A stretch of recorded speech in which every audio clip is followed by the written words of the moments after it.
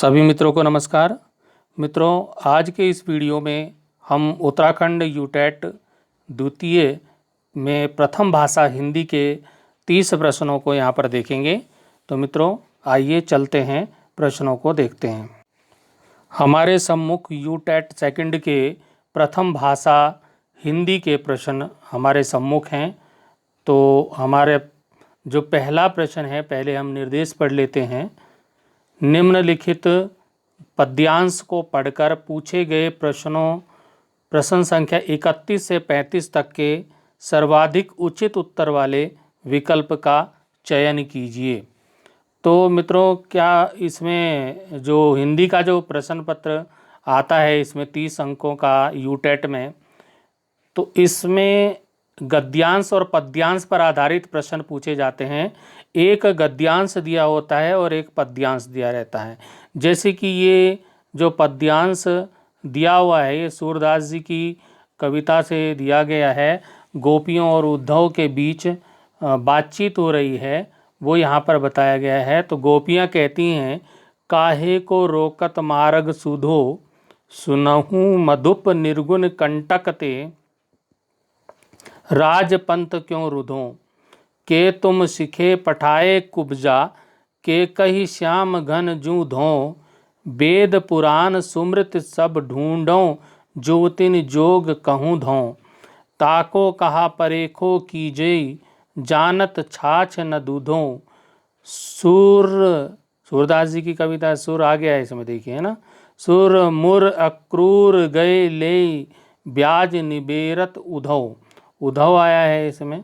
तो ये उद्धव मतलब उद्धव जो दूत था श्री कृष्ण जी का, जो गोपियों को समझाने के लिए आया था, उसके बारे में वर्णन किया। मैं इसका हिंदी अनुवाद नहीं बता रहा हूँ आपको, केवल आप इसको वहाँ पे इस तरह का पद्यांश कविता वहाँ पर दी होगी, आपको उसको पढ़ना है और उसको समझ करके फिर उसके नीचे दिए गए प्रश्नों के उत्तर आपको देने हैं। जैसे कि हमारे पास 31वां जो प्रश्न है, 31 से 60 तक जो प्रश्न है, ये हिंदी के पूछे जाते हैं। तो प्रश्न है, गोपियों ने राजपंथ किसे कहा है? निर्गुण उपासना को, सगुण उपासना को, वैदिक मार्ग को या सूफी मार्ग को? तो मित्रों, जो गोपियां हैं वो सगुण उपासना को मानती थी। तो इसका जो उत्तर हो जाएगा सगुण उपासना, बी वाला इसका उत्तर सही होगा। उन्होंने राजपंथ कहा है सगुण उपासना को। सगुण जो उपासना होती है, उसमें हम किसी देवी देवता जो भी है उसको साकार रूप में जो उपासना करते हैं, वो होती है सगुण उपासना। और निर्गुण जो उपासना है, उसमें कोई साकार रूप नहीं होता, निराकार रूप में हम ईश्वर की प्रार्थना करते हैं, तो निर्गुण उपासना में। तो यहाँ गोपियाँ सगुण श्री कृष्ण की उपासना करती हैं, तो सगुण उपासना ये हुआ। अब आता है 32वां प्रश्न। 32वां प्रश्न है, सुनौ मधुप निर्गुण कंटकते, राजपंथ क्यों रुधो। इस पंक्ति में कौन सा अलंकार है? तो मित्रों, इसमें जो है निर्गुण मार्ग को क्या बता दिया है? कंटक के समान बताया, कांटों के समान बताया है। तो निर्गुण कंटक जो शब्द है, इसके कारण यहाँ पर जो अलंकार होगा वो रूपक अलंकार होगा। तो इसका सही उत्तर हो जाएगा रूपक अलंकार। अब आते हैं 33वां प्रश्न है, उपर्युक्त पद में गोपियों का कुब्जा के प्रति कैसा भाव है? घृणा का भाव है, उपेक्षा का भाव है, असूया का है या तिरस्कार का भाव है? तो ये असूया का भाव है, सी वाला इसमें सही होगा। अब आता है प्रश्न संख्या 34। 34वां जो प्रश्न है वो कहता है कि गोपियों से ब्याज कौन वसूल रहा है? तो ये उद्धव आया था गोपियों को समझाने, तो उद्धव ही इसका उत्तर हो जाएगा। तो यहाँ पर उद्धव दिया भी है, ये इसमें जो कविता का अंश दिया है, इसमें दिया है उद्धव, इस तरह से लिखा है उद्धव, तो इसका उत्तर उद्धव हो जाएगा। 35वां प्रश्न है, गोपियों को निर्गुण मार्ग क्यों पसंद नहीं है? वेद और पुराण में निर्गुण मार्ग का उल्लेख नहीं है, इसलिए पसंद नहीं है। निर्गुण पंथ ईश्वर प्राप्ति की मार्ग में बाधा बनता है, या निर्गुण पंथ श्री कृष्ण प्रेम से गोपियों को विमुख करता है? ये वाला इसका उत्तर सही है कि जो निर्गुण पंथ है वो श्री कृष्ण से प्रेम से गोपियों को विमुख कर देता है। तो इसका यही उत्तर हो जाएगा। 36वां प्रश्न है, शिक्षण मातृभाषा शिक्षण का उद्देश्य नहीं है। वैज्ञानिक चेतना का विकास, भाषिक तत्वों का ज्ञान, भावों एवं विकारों की अभिव्यक्ति या वचन कार्यों के विभिन्न रूपों का ज्ञान। तो इसका जो सही उत्तर है वो ए वाला है, वैज्ञानिक चेतना का विकास। ये मातृभाषा शिक्षण का उद्देश्य नहीं है। 37वां प्रश्न है कि निम्नलिखित में से कौन मातृभाषा शिक्षण की पद्धति नहीं है? किंडरगार्टन, मॉन्टेसरी पद्धति, डाल्टन पद्धति या चॉम्स्की पद्धति। तो ये अंतिम वाला इसका सही है, चॉम्स्की पद्धति। डी वाला इसका उत्तर सही है। अब आता है प्रश्न संख्या 38 पर। 38वां प्रश्न है कि गद्य शिक्षण करते समय छात्रों के शब्द भंडार में वृद्धि पाठ योजना के किस सोपान के अंतर्गत आती है? वाचन मुद्रा, आत्मीयकरण, विचार निर्माण। तो इसका जो सही उत्तर है वो आत्मीयकरण है। अब आता है प्रश्न संख्या 39। पश्चिमी हिंदी की बोली नहीं है, कौरवी, अवधी, ब्रजभाषा, बुंदेली। तो इसका जो सही उत्तर है वो अवधी है। तो ये बी वाला इसका सही हो जाएगा। 40वां प्रश्न है, निम्नलिखित में से कौन से वाक्य में उपादान लक्षणा है? लाल पगड़ी के आते ही वह 9-2-11 हो गया। इस वाक्य में क्या है? आपका उपादान लक्षणा है। तो ये इसका सही उत्तर हो जाएगा। अब आता है शून्य भित्ति पर चित्र, शून्य भित्ति पर चित्र रंग नहीं तनु बिन लिखा चितेरे। इस वाक्य में कौन सा अलंकार है? इसमें विभावना अलंकार है। डी वाला इसका सही हो जाएगा। अब आता है प्रश्न संख्या 42। सृष्टि दृष्टि के अंजन रंजन ताप विभंजन बरसो, व्यग्र उदग्र जगत जननी के अभि अग्रस्तन बरसो। अब ये कौन सा है? इसमें लक्षण ग्रामत्व है या निरर्थकत्व है या अपुष्ट तत्व है? इसमें क्या है? अंतिम वाला श्रुति कटुत्व। इसमें ये इसका सही उत्तर हो जाएगा। अब आता है प्रश्न संख्या 43। 43वां जो प्रश्न है वो भी एक कविता का कुछ अंश दिया है। अवधि शिला का उर पर था गुरु भार, तिल तिल काट रही थी दृग जलधार। इस पंक्ति में कौन सा छंद है? तो इसमें छंद है बरबई। क्यों है? इसके लिए अलग से वीडियो है, उसके लिए उसमें देखिएगा आप कि बरबे के क्या लक्षण हैं। उस लक्षणों के आधार पर इसको ये बरबे के अंतर्गत आता है कि नहीं आता है। अब आता है 44वां प्रश्न। मनोगत भाव को व्यक्त करने वाली शारीरिक चेष्टाएं कहलाती हैं? आलंबन विभाव, उद्दीपन विभाव, संचारी भाव या अनुभाव। इसका सही उत्तर है अनुभाव। कौन से वाला है? अनुभाव। तो डी वाला सही है। व्याकरण शब्द की सही व्युत्पत्ति किस शब्द से हुई है? तो ए वाले से, बी वाले से, सी वाले से, डी वाले से। तो जो इसका सही उत्तर है वो ए वाला है। वी धन आ धन क्री धन ल्यूट प्रत्यय लग के क्या बनेगा? व्याकरण। तो ये संस्कृत जो व्युत्पत्ति है व्याकरण की वो इस प्रकार से है। अब आता है रवर्ण। रवर्ण या र ल व, ये आपने सुना होंगे, या र ल व अंतस्थ व्यंजन बोलते हैं इनको, ठीक है ना। तो क्या हो गया? रवर्ण है मूर्धन्य महाप्राण सघोष ऊष्म, मूर्धन्य अल्पप्राण सघोष अंतस्थ, तालव्य अल्पप्राण अघोष अंतस्थ या तालव्य महाप्राण सघोष स्पर्श। तो ये कौन सा है? इसका जो है बी वाला सही उत्तर है। ये जो है मूर्धन्य है, अल्पप्राण है, सघोष है और अंतस्थ व्यंजन है, ठीक है। अब आते हैं बाएं, जो बाएं हाथ से भी काम कर लेता है उसके लिए सटीक शब्द क्या है? वामपंथी, वाम मार्गी, सव्यसाची या कापालिक। तो उसका जो सही उत्तर है वो सी वाला है, सव्यसाची। अब आते हैं 48वां प्रश्न। 48वां प्रश्न है, निम्नलिखित में से कौन सा शब्द शेर का नहीं है, का पर्यायवाची नहीं है। तो शेर का पर्यायवाची नहीं है नाहर, कुंजर, केसरी, केहरी। तो इसका जो सही उत्तर है वो बी वाला है, कुंजर। कुंजर जो है शेर का पर्यायवाची नहीं है। चत्वारिंशत्, त्रि और चत्वार 3 और 40 का तद्भव रूप है 43, 33, 41, 39। तो 30 और 40 तो 43 बोलते हैं, 43 बोलते हैं, तो ये इसका ए वाला उत्तर सही हो जाएगा। अब आता है 50वां प्रश्न। इतनी सी जान गज भर की जबान, मुहावरे का क्या तात्पर्य है। औकात से बाहर जाकर दावा करना, अपनी उम्र के हिसाब से बहुत बोलना, उम्र कम और बुद्धि अधिक, ज़्यादा बोलने वाला अच्छा नहीं होता। इसका बी वाला सही है, अपनी उम्र के हिसाब से अधिक बोलना। अब आता है 51वां प्रश्न।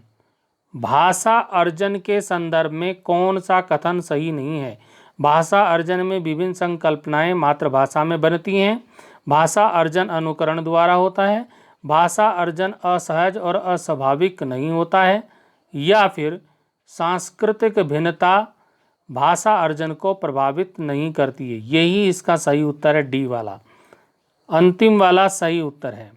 ठीक है।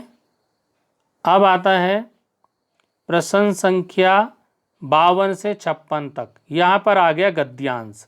अभी पद्यांश हो गए, कविता के अंश हो गए, तो अब आपके पास गद्यांश आया है।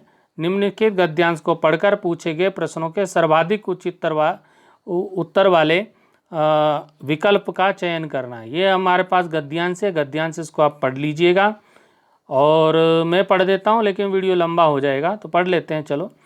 यदि आज भारतीय मनीषा इतिहास और अतीत के 2 मृत खंडों में विभाजित दिखाई देती है, तो हमें इसका कारण सीधा परिश्रम के उस अहम स्वकेंद्रित इतिहास बोध में दिखाई देगा जिसके पिछले 200 वर्षों में भारतीय मनुष्य को उसके अतीत और परंपरा से उन्मूलित किया है। कितना बड़ा व्यंग है कि जिन यूरोपीय इतिहासकारों और पुरातत्व के पंडितों ने अपने अनुवादों, खोजों और खुदाइयों से भारतवासी को अपनी विशिष्ट परंपरा से परिचित कराया, उसी सभ्यता ने उस सामाजिक संरचना के तंतुजाल को नष्ट किया जिसमें मनुष्य अपनी परंपरा में सांस लेता था, अपने पावन अतीत को अपने वर्तमान में जीता था। किसी जाति के मिथक और विश्वास उनकी जीवन प्रणाली उसके आत्मीय संसार से जुड़कर ही जीवंत हो पाते हैं। एक की अभिव्यक्ति दूसरे के द्वारा होती है। मनुष्य जीने की प्रक्रिया में अपने विश्वासों को उद्घाटित करता है, उन विश्वासों के द्वारा जीने की प्रणाली मर्यादित करता है। ऐसी संस्कृति में इतिहास का समय एक अक्षुण्ण धागे से परंपरा के कालातीत बोध से जुड़ा होता है। मनुष्य एक साथ 2 काल प्रदेशों में जीता है और ये दोनों एक दूसरे से अलग नहीं हैं, एक दूसरे के समानांतर भी नहीं हैं, दोनों एक दूसरे से उलझे हैं। इस उलझाव में ही एक जाति की आत्मा अपना आकार ग्रहण करती है। पश्चिम के इतिहास बोध ने, इम्पोर्टेंट है, पश्चिम के इतिहास बोध ने इस आत्मा के तंतुजाल को छिन्न भिन्न कर दिया है, उसे 2 फांकों में खंडित कर दिया। मनुष्य का मिथक संसार और उसकी जीवन प्रणाली 2 मृत कटघरों में विभाजित हो गए। न्यायपाल ने भारतीय संस्कृति को घायल संस्कृति माना है। ये तो था गद्यांश। इस पर आधारित 52 से 56वां प्रश्न देखिए। पहला है, भारतीय मनीषा के विभाजित होने का मुख्य कारण क्या है। पश्चिम की पूर्व पर विजय, भारतीयों के भीतर विद्यमान हीनता बोध, पश्चिम के अहम केंद्रित इतिहास बोध का वर्चस्व, या परंपरा से अलगाव। तो इसका जो सही उत्तर है वो है पश्चिम के अहम केंद्रित इतिहास बोध का वर्चस्व। तो ये सी वाला इसका उत्तर सही होगा। अब आता है 53 प्रश्न। मिथक का क्या महत्व है। मिथक का महत्व है मानव जाति के बोध का हिस्सा बने रहने में, अपने भीतर उपस्थित अर्थ को विकसित करने में, या मानव जाति के ज्ञान को विकसित करते रहने में, या संबंधित जाति के आत्मीय संसार को जीवित रखने में। तो ये डी वाला उत्तर इसका सही है, संबंधित जाति के आत्मीय संसार को जीवित रखने में। अब आता है 54 प्रश्न। नायपाल ने भारतीय संस्कृति को घायल संस्कृति क्यों कहा? पश्चिमी इतिहास बोध के प्रभाव में अपनी परंपरा से कटे जाने के कारण, पराजय के बोध के कारण, मिथकों और विश्वासों की अवहेलना के कारण, या उपर्युक्त में से कोई नहीं। तो इसका पहला जो है वो सही है, ए वाला, पश्चिमी इतिहास बोध के प्रभाव में अपनी परंपरा से कट जाने के कारण। अब आता है 55 प्रश्न।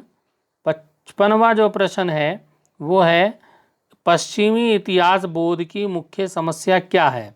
उसमें भौतिकता के प्रति अतिरंजित आकर्षण है, वह पश्चिमी जीवन बोध तक सीमित है, वह वायवीय है, या उसने मनुष्य के मन को छिन्न भिन्न कर दिया है? तो बी वाला इसका सही उत्तर है कि वह पश्चिमी जीवन बोध तक सीमित है। अब आता है अगला प्रश्न, प्रश्न नंबर 56।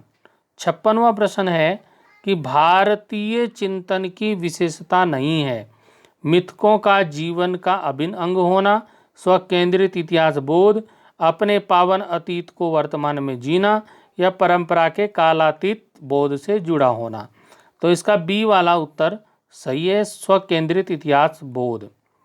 57वां प्रश्न है, इनमें कौन सी रचना ब्रजभाषा में रचित नहीं है? बरबे रामायण, पार्वती मंगल, रामरक्षु, या वैराग्य संदीपनी। तो वैराग्य संदीपनी इसका जो है उत्तर है, डी वाला। अब आते हैं, किस समास में दोनों शब्दों की प्रधानता एक समान होती है? तो बहुब्रीहि समास, कर्मधारय समास, द्वंद्व समास, या तत्पुरुष समास। तो ये द्वंद्व समास में क्या होता है, दोनों शब्दों की प्रधानता एक समान होती है। अब आता है 59वां प्रश्न। हिंदी शिक्षण में उच्चारण संबंधी अशुद्धियों का मुख्य कारण निम्न में से कौन है? वर्ण के उच्चारण का सही ज्ञान न होना, सटीक उच्चारण का अभ्यास न होना, स्थानीय बोलियों का प्रभाव। तो ये सभी कारण हैं, हिंदी शिक्षण में उच्चारण संबंधी अशुद्धियाँ इन सभी कारणों से होती हैं। तो उपर्युक्त सभी, डी वाला इसका सही हो जाएगा। अब आता है 60वां प्रश्न। 60वां प्रश्न है, निम्नलिखित में से कौन निबंध शिक्षण का उद्देश्य नहीं है? भाषिक तत्वों का ज्ञान, भावों और विचारों को ग्रहण करना, जीवन मूल्य का बोध प्राप्त करना, या मार्मिक एवं लालित्यपूर्ण स्थलों की पहचान। तो यही डी वाला इसका सही है, मार्मिक एवं लालित्यपूर्ण स्थलों की पहचान। तो इस प्रकार हमने प्रश्न संख्या 31 से 60 तक जो हिंदी के हमारे प्रथम भाषा हिंदी के जो प्रश्न हैं वो हमने देखे, उनके उत्तर भी हमने जाने। तो परीक्षा में इस तरह से पेपर आ सकता है आपका, तो आप तैयार रहें परीक्षा के लिए। और इसमें द्वितीय भाषा हिंदी भी आता है। यदि किसी ने प्रथम भाषा में अंग्रेजी ले ली तो द्वितीय भाषा में हिंदी ली, तो द्वितीय भाषा हिंदी भी आती है। तो द्वितीय भाषा हिंदी के जो पेपर है उसको मैं अगले वीडियो में हल करूँगा। अभी के लिए धन्यवाद।